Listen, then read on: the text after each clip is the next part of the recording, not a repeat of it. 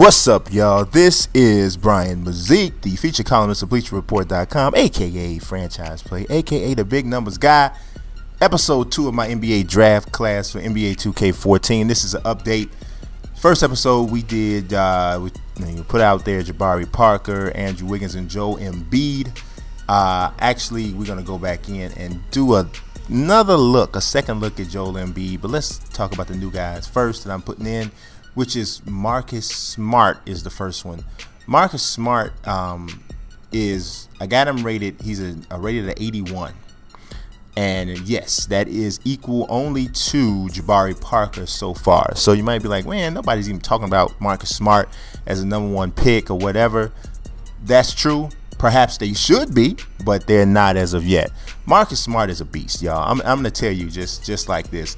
And just because I don't have a guy as the highest rated doesn't mean that his you have to look at the potential rating, because if you're going to put this in your actual NBA 2K My GM thing, then you want to, the guy that has the highest rating at first doesn't necessarily have to mean that's going to be the guy that turns out to be the best player. To me, that's what the potential rating is for. And you'll notice if you look at all of my grades or whatever, Andrew Wiggins is going to have the highest potential. But right now, if you were to ask which ones have the highest ratings, then I would say Marcus Smart and Jabari Parker should be a little bit higher. If you look at what Marcus Smart is doing in his sophomore season with Oklahoma State, it's really kind of, you can't even get a good feel for it just by looking at the statistics. You got to watch him play. Yeah, he's averaging 17.8 points a game, almost like 4.5 assists, less under 6 rebounds a game, and almost 3 steals, 2.6 steals, right? Yeah, he's doing that. But what really, really impresses me about Smart is that his ability to control a game even when he's not shooting well. That's like what really, like, the dude is really.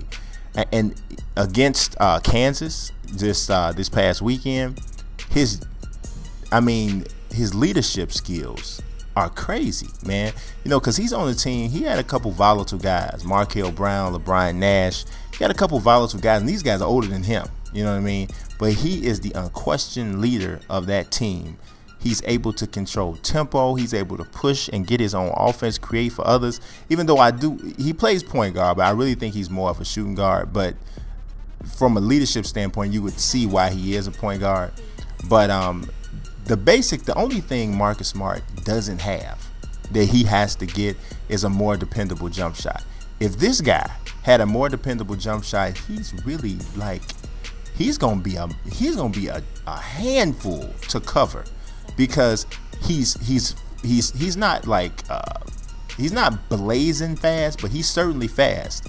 But even more so than that is he is so physically strong that once he gets a shoulder on you, you are in trouble.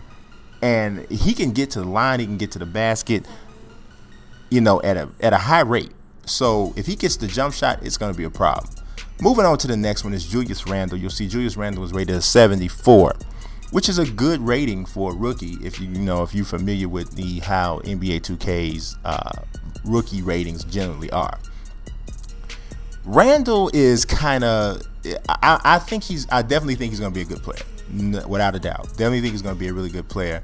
But what I'm noticing about Randle is as the competition has ramped up for Kentucky, and he's playing against more, a little bit more difficult competition, he's not quite as consistent.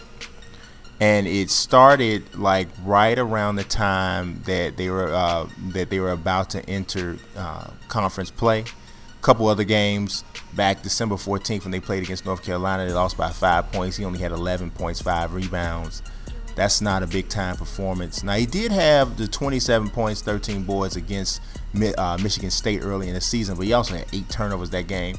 You don't get on him too much because he is a freshman. You know what I mean? He's only going to get better. But, it's just up and down. He had like 8 points against Mississippi State.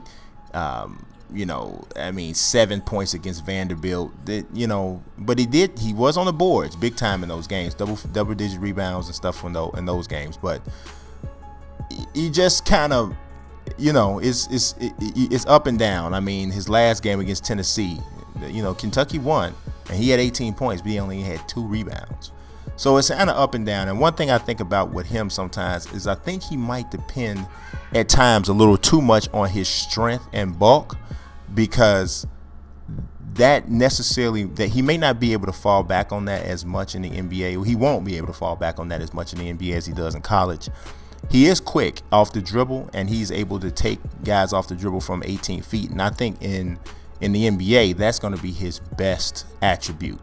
Once he actually can, gets his jump shot down a little bit more, he already can hit an 18-footer with with decent regularity. But once he gets that down even more, I think that he's going to be an even tougher prospect to check. So he certainly is worth like a top 5, top 6 pick. But I would put him in the next tier down beneath the Jabari Parkers, the Andrew Wiggins, and the Marcus Smart, to be honest, because a lot of people are kind of getting on Andrew Wiggins, and I talked about that in another one. But from a sheer talent standpoint and potential, I would still say he's also above Julius Randle. But that's no insult. This draft is set up to be sick. I mean, you can have a top 10, top 15 pick, and you could actually get a guy in this draft that is going to make a actual difference year one for you, depending on who you pick. And some of the guys who may not make huge impact year one, they still could be set up to do something real serious for a franchise. So the draft is, it's going to be exciting, man. It's really going to be exciting. So let's move to the third guy, because we did a 3-player thing this time, and it is Dante Exum. He is from Australia. He's very young. I think he's only 18, about to turn 19. He's a point guard, shooting guard, and he's much thinner than the way this guy looks, but it's the best we could do.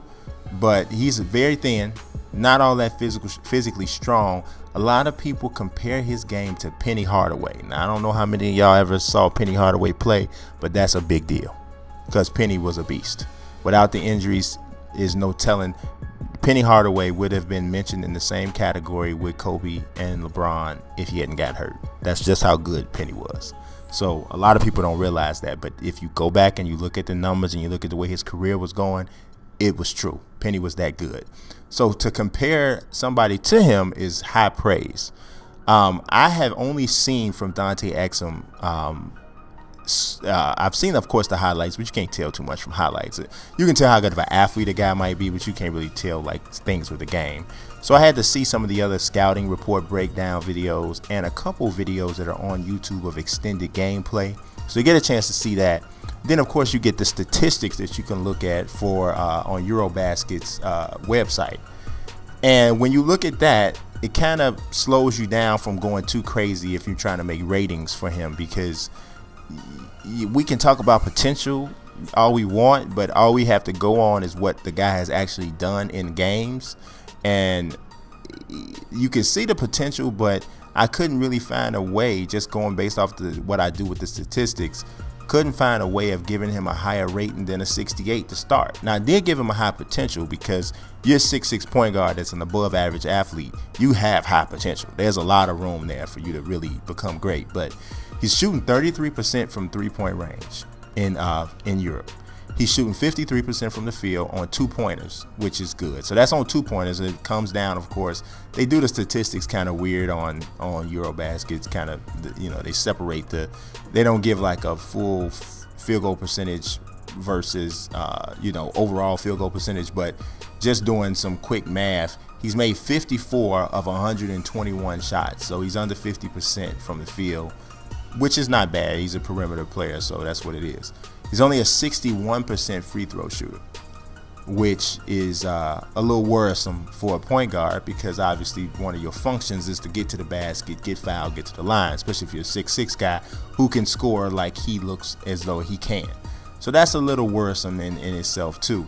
Rebounding, 3.6 boards, not bad. 3.8 assists. That's a little worrisome if you think about from the fact that he's being marketed and pushed as a point guard. So, hey, obviously at 6'6", he can play either guard, but he's also real slight. He's not, this guy He's listed at about 188 pounds at 6'6". That's real thin. Of course, he's young. He's super young. So I mean, he hasn't made 19 yet. So he has time to grow into a bigger, more muscular frame, and that's something that he's definitely gonna have to do. But he's an exciting prospect, though. I mean, I'm telling you, this draft is ridiculous. I mean, it really, really is ridiculous. The players that are available and the potential. I mean, this could ultimately go down with like the '84 draft and the 2003 draft as some of the better drafts that we've ever seen from NBA players. I mean, the Jabari Parker, Andrew Wiggins, Marcus Smart, Aaron Gordon, Dante Exum, Joel Embiid, all these guys. I mean, and almost you name it, and name Julius Randle, name a position. There's a prospect coming out in this draft that has people fairly excited about what kind of player they can turn out to be. I mean, there's even room for a few guys to be bust. And then not to mention the guys who are going to be great that people aren't even talking about, that are going to be mid-round, late-round picks. So it's going to be real interesting. So I mentioned doing a little bit of a change to Joel Embiid. Originally, I had him as a 68. So I bumped it up to a 70. And what this is based on is just me watching the last 4 games of Embiid. I didn't give him a signature skill at first. And this guy's growth is crazy, and I'm not just talking about physical growth. I'm talking about he literally is looking like he gets better every time he plays. And he picked up basketball late or whatever, but I mean his growth is crazy. So I gave him a signature skill of eraser, and I also gave him the defensive anchor. So I felt that matched more. So that'll do it, y'all. Y'all subscribe, follow, peace.